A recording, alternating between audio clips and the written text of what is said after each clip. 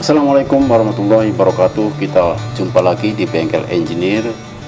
Saya akan menjelaskan tentang destilasi BBM kilang minyak ya dalam waktu singkat. Ini adalah lanjutan dari video sebelumnya tentang oplos BBM.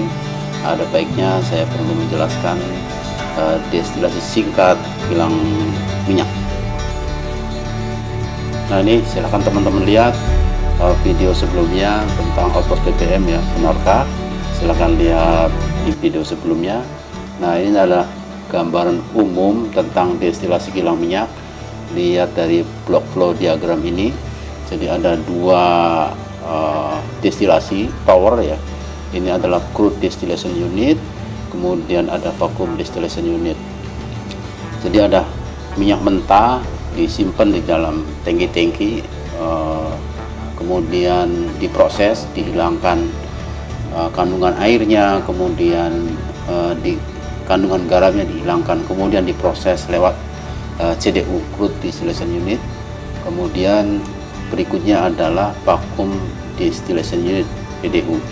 Nah, di dalam blok diagram ini dari CDU ini, crude distillation unit, distillation tower ini, di sini kita lihat ada heavy naphtha, ada light naphtha, ada light gas. Light gas ini nanti ke LPG olefin ya produknya. Perlu teman-teman ketahui bahwa kilang minyak ini adalah industri yang sangat kompleks, peralatannya banyak ya, dan investasinya juga sangat mahal sekali. Itu puluhan triliun, bahkan 100 triliun ya, investasi yang sangat besar. Nah, kita konsentrasi kepada produk ini. Nah, bensin itu ada di sekitar ini, artinya di sini bensin itu lebih ringan dari kerosin atau jet fuel ya. Aftur itu dia lebih ringan sehingga destilasinya ada di sini. Dan kalau kita lihat di dalam flow diagram ini ada naphtha hydrotreating ya, naphtha hydrotreater ya, untuk menaikkan oktan, membuang kotoran-kotoran, membuang impurities ya, itu supaya BBM itu oktannya naik dan lebih ramah lingkungan.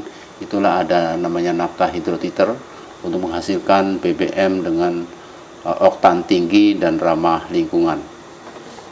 Silakan teman-teman lihat video ini dan silakan diulang ya untuk bagaimana destilasi di kilang minyak. Nah, ini diambil dari British Petroleum. Jadi ada CDU, crude distillation unit, kemudian ada vacuum distillation unit. Nah, kalau kita lihat di sini itu adalah motor gasolin, rantai karbonnya itu adalah C5 sampai dengan C10, kemudian naphtha itu adalah C5 dan sampai dengan C9. Nah, sudah dijelaskan pada video sebelumnya kenapa untuk mengoplos BBM itu menggunakan naphtha, karena secara sifat fisiknya itu mirip ya. Bisa dilihat dari rantai karbonnya itu C5 sampai dengan 10, kemudian C5 sampai dengan C9. Pada blok diagram sebelumnya sudah dijelaskan itu ada namanya naphtha hydrotreater untuk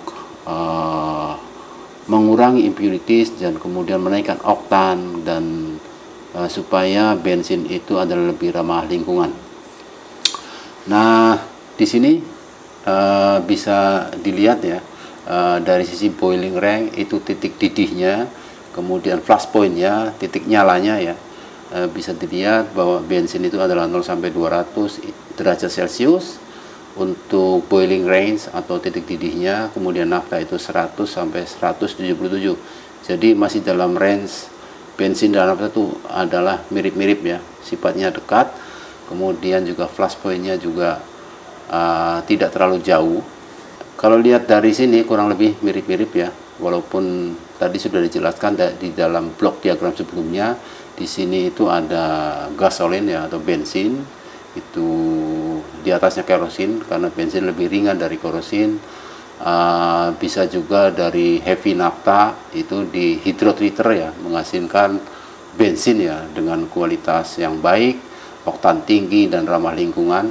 Jadi kalau kita lihat di dalam gambar sebelumnya ya, itu ada kolom-kolom tower, yaitu itu adalah dipanaskan dibuang kadar garamnya, kemudian dibuang kadar airnya, kemudian dipanaskan lewat distillation tower. Jadi ada pressure vessel tinggi ya, itu namanya tower.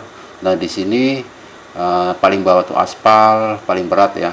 Ini paling berat, ringan. Jadi ada aspal, ada fuel oil, ada lubricant, ada gas oil, ada kerosin, ada nafta, ada gas. Ya, gas ini tadi sudah disampaikan itu adalah LPG dan olefin. Kemudian bensin itu adalah di antara kerosin dan nafta. Demikian penjelasan singkat dari destilasi kilang minyak. Kita akan ketemu lagi pada video selanjutnya dengan tema yang lain. Assalamualaikum warahmatullahi wabarakatuh.